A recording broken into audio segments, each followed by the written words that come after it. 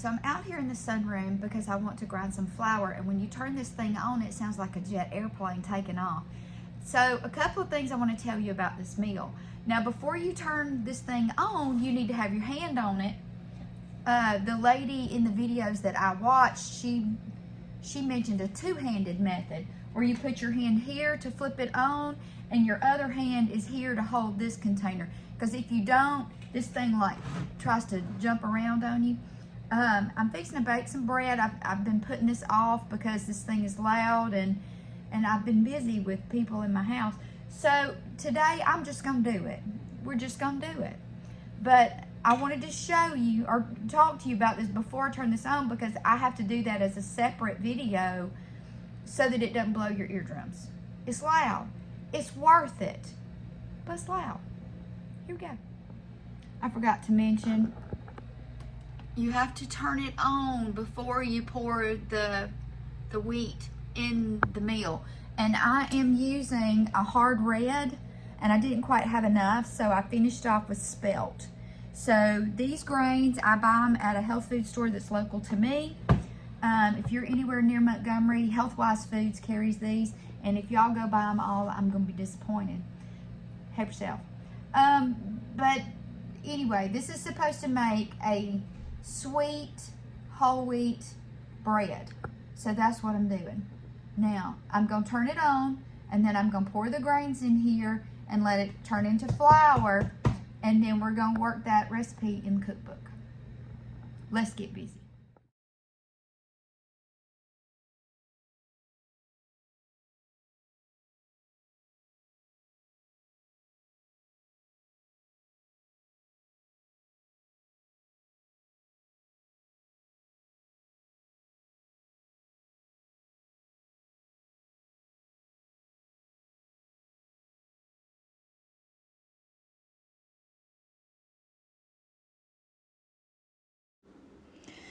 So the grains are it's not grain, it's wheat. And I keep calling it grain, but it is a whole grain. So it's gonna make a flour that goes into this container. It's got a filter so flour doesn't fly everywhere. You can kind of feel a little heat on it, but that's normal. So basically, once these all go through, you're gonna let it run for just a few more seconds, and that cleans the blades and everything that are inside. Okay, so I'm using this book because it's written by Sue Becker, and she's the one that got me started. I was watching her videos and this kind of thing. So I figured until I master this, I'm just going to stick with what she's doing. So since I'm doing this slightly sweet whole grain bread, I need 5 to 5.5 cups of flour. And we just milled our flour out there in the sunroom. And so I'm popping this open, and I wanted to show you our fresh milled flour. See, this is like, y'all remember that movie, The Matrix? Everybody knows the movie, The Matrix. But essentially, Neo takes the pill, and all of a sudden he sees all the stuff that he's been tricked into believing was real, was not. Okay, this is real flour, fresh milled, and all the nutrients are still in there.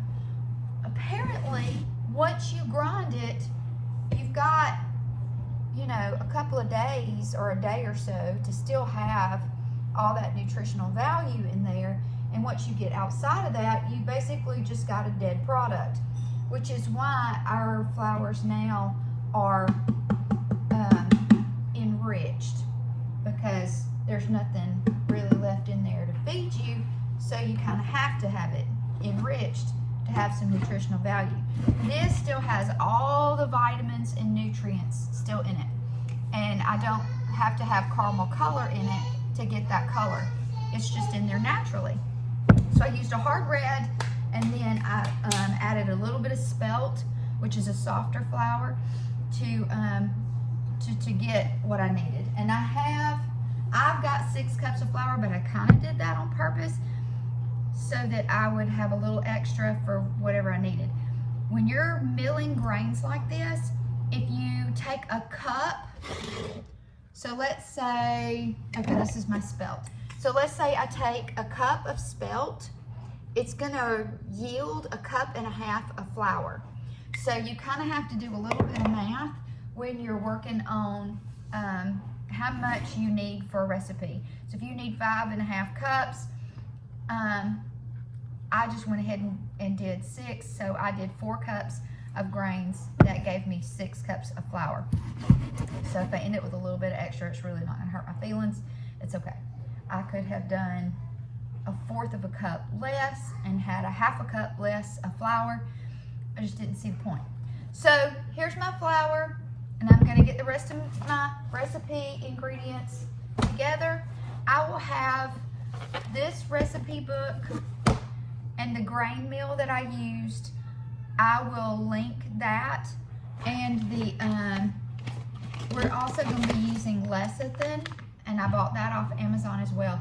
I will have everything that I bought off Amazon linked to the post that's on Facebook.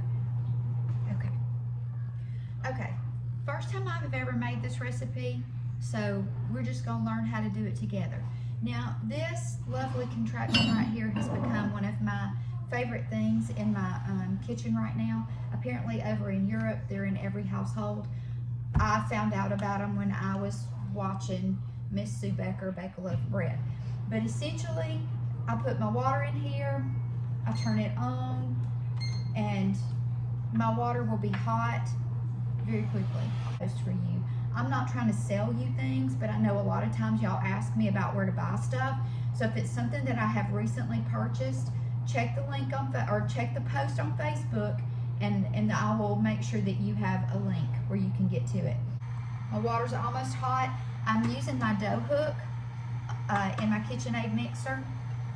She had this big old fancy mixer where the instead of having the motor up here, the motor's in the bottom and it turns the bowl. Y'all, one of these days when I am all grown up, that's what I'm gonna get me. That thing is beautiful. And this, I get sick and tired of trying to fight with the dough hook attachment. Is such a brat trying to get it on and off.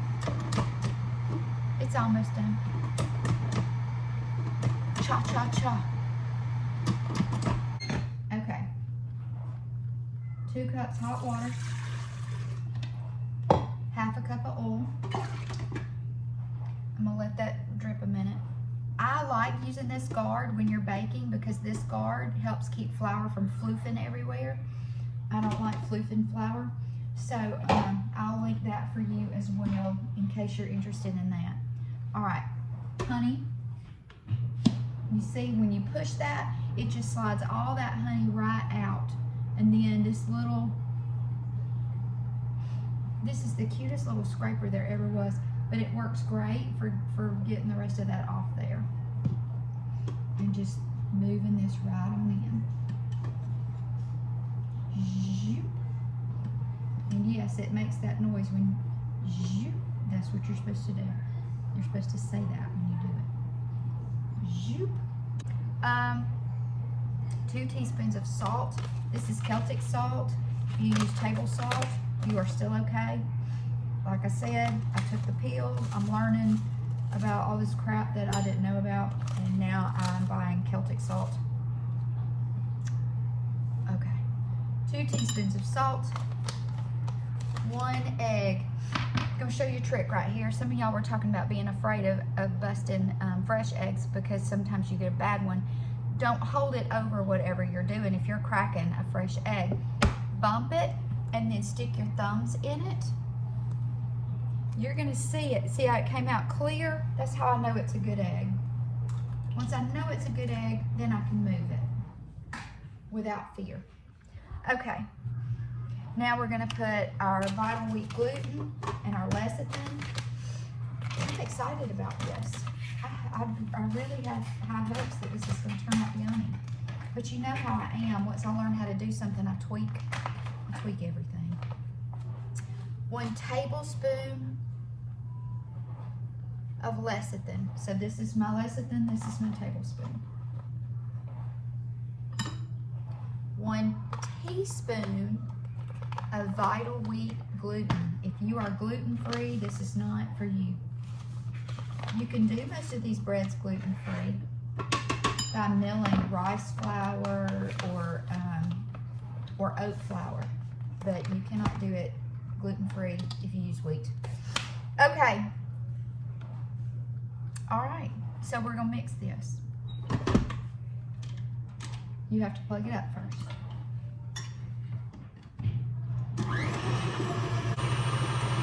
Okay, add 3 cups flour and mix just until thick batter forms.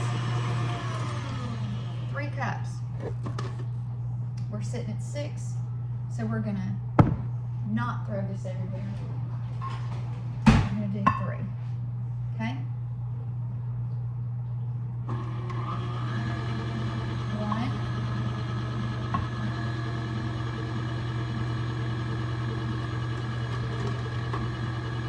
2. That's another good thing about this guard. You can just kind of like push it down in there. 3.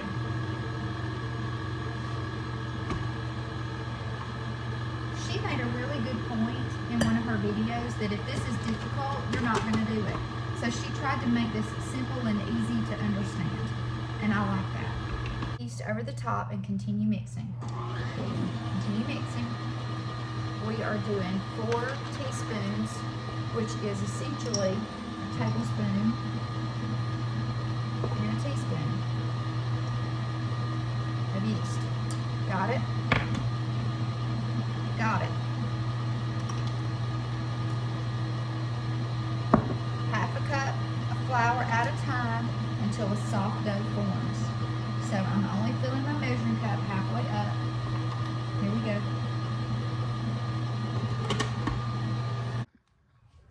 Okay, my kitchen got busy, so I had to skip including you in a couple of steps. So we got everything mixed together until we made a soft dough, and then I continued to let the dough hook go on about, some of you who have KitchenAid mixers, you're gonna ask me what speed it was on, and I'm gonna go with somewhere between 4 and 6. I think it was pretty close to 4. But for 5 or 6 minutes to knead the dough for me, and then because it was warm, I just covered it with this towel and I've let it rest for an hour. It's not resting, it's rising. I've let it rise for an hour until it's doubled in size. So here we go. Now I have this handy dandy scraper that came with a dough kit that I bought off Amazon. I'll link it for you. So what we're gonna do is we're gonna turn this out and shape this dough into 2 separate loaves. So we're gonna get it out of here by hook or by crook. This is where I wish I was. Oh, it's coming right out, see? So we're gonna just use this to gently encourage it to come on off there. We're going to cut it into 2 separate loaves, and then we're going to put it in our prepared pans and let it rise for another 30 or 45 minutes. The first rise was for an hour. This rise is going to be for 30 to 35 minutes. Now, let me move you so you can see my lump here. There it is. So this recipe makes 2 1.5 pound loaves, or 1 3-pound loaf. Okay, so this is fairly even. If I was really worried about it, I could get a little food scale and measure, but I'm not. So if this dough is sticking to your fingers, you can kind of moisten your fingers with water. It's really not that bad. So we're just gonna kind of shape it into, you know what, I'm gonna use a little bit. Remember that extra flour we had? If I can get this thing open.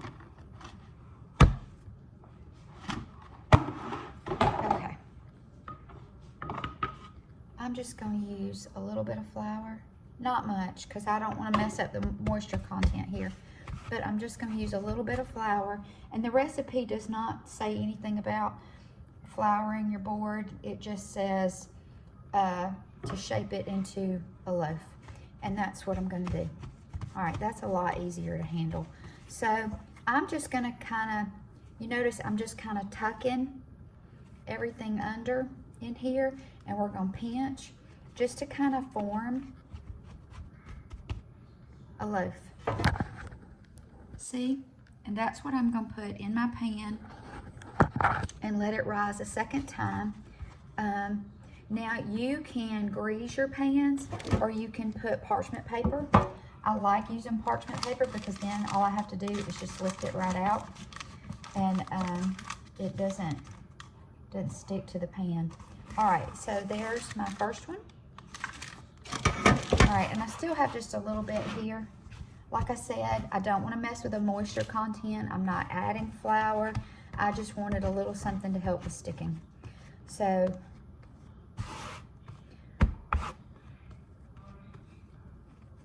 there's my second loaf. And these are 9x5 metal pans. I got them at Dollar General. They're a little heavier. I mean, you wouldn't expect such a nice little heavy pan from Dollar General, but that's what I got. They're nice and thick. I'm gonna scoot this one down just a little. Maybe I'll just lengthen him out so that he fills the pan a little better. All right, so these we're gonna cover and let rest and let them rise for 30 to 35 minutes until they double again. And before this is finished, before it's finished with its second rise, probably about 20 minutes in, I'm gonna go ahead and preheat my oven to 350. 350. I'm gonna go ahead and preheat my oven to 350 and let it get nice and warm. And sometimes if you let your oven sit for a good 5 to 10 minutes before you, or after, try this again. If you preheat your oven to 350, once it dings and says, hey, I'm ready, wait. Give it another 5 to 10 minutes to make sure that that temperature is good and steady before you put anything in there. And I think that's probably what I'm gonna do.